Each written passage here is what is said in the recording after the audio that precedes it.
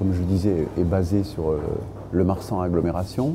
On a un volet formation et nous faisons des stages réguliers, à peu près une fois par trimestre.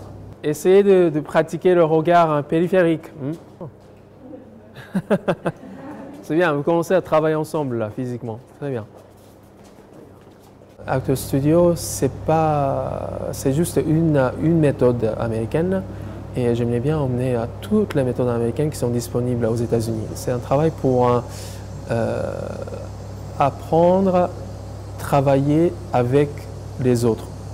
C'est ça l'objectif de l'entraînement.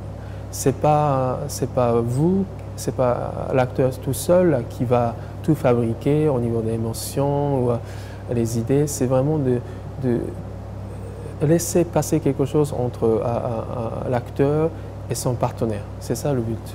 La première leçon de travail d'acteur est de respirer. Et c'est plus difficile que vous croyez. C'est une très bonne technique pour diriger l'acteur en fait. Et ça le ramène à lui sur ses émotions, sur ce qu'il se ressent et sur son corps en fait, ce qui se passe dans son corps.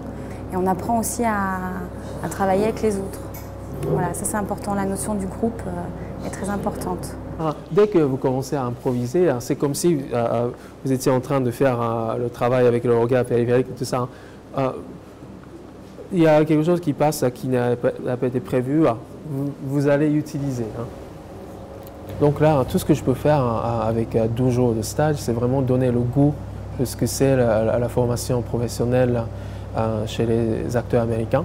Les élèves sont des débutants, ils n'avaient jamais fait ce genre de formation avant. J'ai remarqué qu'ils comprennent en le faisant le sens de chaque exercice. Chaque fois que je propose ces exercices aux amateurs, entre guillemets, ils arrivent à vraiment bien les faire comme s'ils étaient les acteurs professionnels.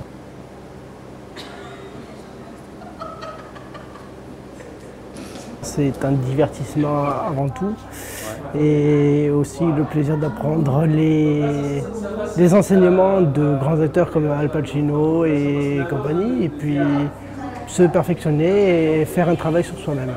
C'est une technique pour la vie, je trouve. Ce n'est pas uniquement pour les acteurs, mais vraiment comment comprendre mieux la vie et emmener cette compréhension de la vie à la scène, au théâtre ou devant la caméra.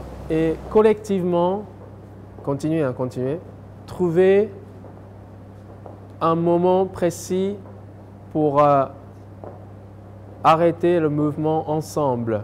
Ce qui me surprend le plus est très agréable aussi, c'est qu'ils sont prêts à se lâcher complètement. Et je pense que le fait qu'ils ne sont pas en train de pratiquer le métier de comédien, ça facilite de se lâcher encore plus parce qu'ils n'ont rien à perdre. Mais quand je fais la même chose avec les comédiens professionnels, ils ont plein de choses à défendre, ils ont plein de choses à ne pas vouloir montrer et tout ça. Donc des fois, ils se lâchent beaucoup moins. Et là, ça c'est un peu dommage, c'est la profession, la pression d'être